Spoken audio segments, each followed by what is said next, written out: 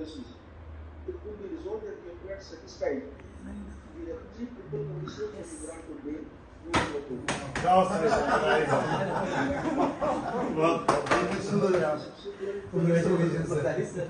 Changing circumstance, yes, principally we accept that yes,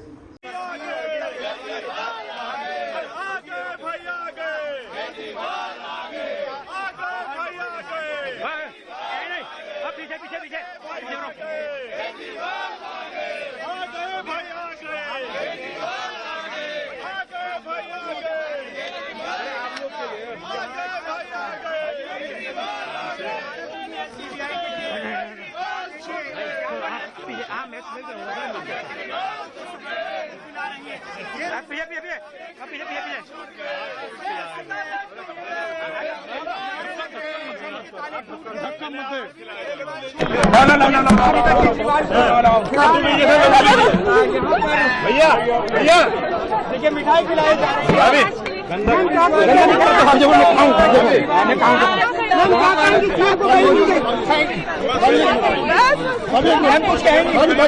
क्या कहना चाहेंगे।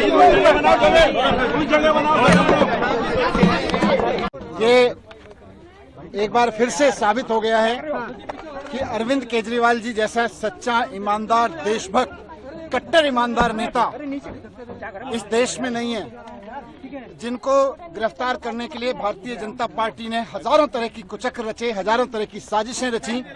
एक कट्टर ईमानदार आदमी को, काम करने वाले आदमी को, जनता के दर्द के, जनता की जिंदगी को संवारने के लिए जो काम कर रहा था, उनको उठा के जेल में डाला। इससे बड़ा पाप लोकतंत्र के इतिहास में नहीं हुआ। आज ऑनरेबल सुप्रीम कोर्ट को हम नमन करते हैं, उनको सलाम करते हैं, उनका धन्यवाद करते हैं। हम इस देश के संविधान का धन्यवाद करते हैं, बाबा साहब का धन्यवाद करते हैं, जिनके बदौलत आज सच्चाई की जीत हुई है। और ये खाली सच्चाई की जीत की बात नहीं है, झूठ भी एक्सपोज हुआ है। जिस तरह से आज ऑनरेबल सुप्रीम कोर्ट में ऑब्जर्वेशन दी गई, कहा गया कि केजरीवाल जी को ईडी की रिहाई से रोकने के लिए सीबीआई का पूरा गिरफ्तारी का मामला रचा गया।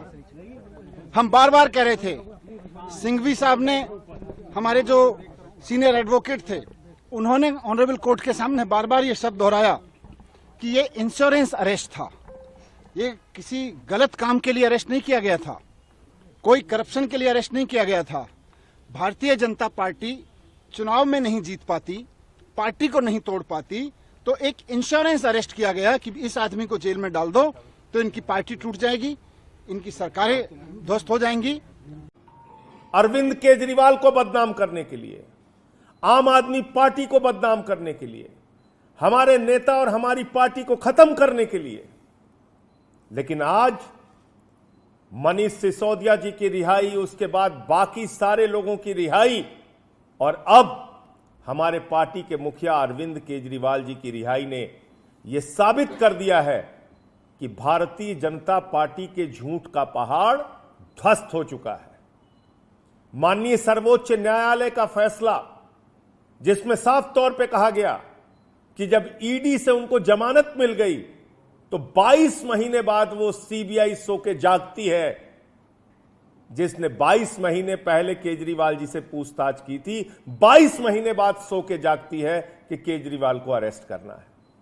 इसका मतलब सीबीआई की अरेस्ट, ईडी की अरेस्ट, ये अपने खुद की जांच एजेंसी की अरेस्ट नहीं थी, नरेंद्र मोदी सरकार के द्वारा कराई गई अरेस्ट थी।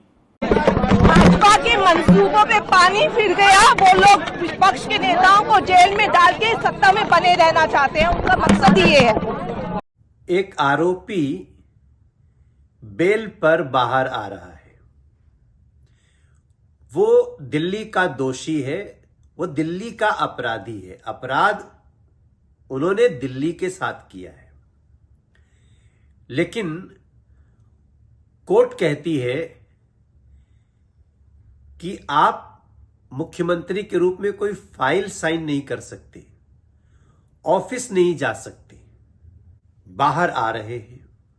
दिल्ली की जो हालत है, सड़कें टूटी हैं, पानी गंदा है, टैंकर माफिया हावी हैं, बिजली और पानी के बड़े बड़े बिल आ रहे हैं। शर्म नहीं आती?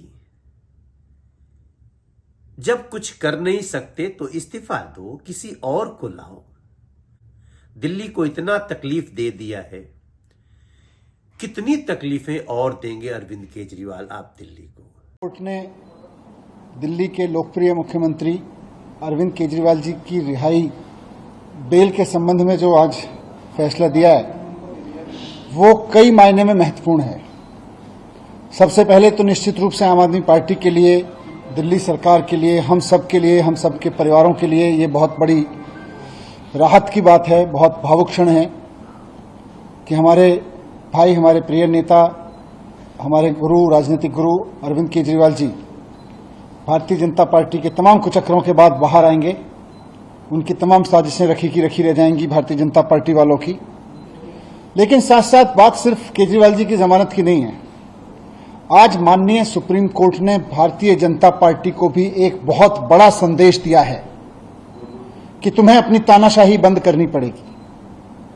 आज माननीय सुप्रीम कोर्ट का आदेश भारतीय जनता पार्टी के मुंह पे एक कड़ा तमाचा है कि आप एजेंसियों का दुरुपयोग कर रहे हो। आपने एजेंसियों को अपना केज पैरेट बना के रखा हुआ है। भ्रष्टाचारी कट्टर बेईमान अरविंद केजरीवाल को कंडीशनल बेल मिली है। कुछ पहलू आज का जो आदेश आया है उसको आपके समक्ष रखना बेहद जरूरी है। और यह कहना गलत नहीं होगा, जेल वाला सीएम अब बेल वाला सीएम हो गया है। जो अरविंद केजरीवाल राजनीति में आकर कहते थे कि अगर किसी नेता पर आरोप लग जाए तो इस्तीफा दे दे,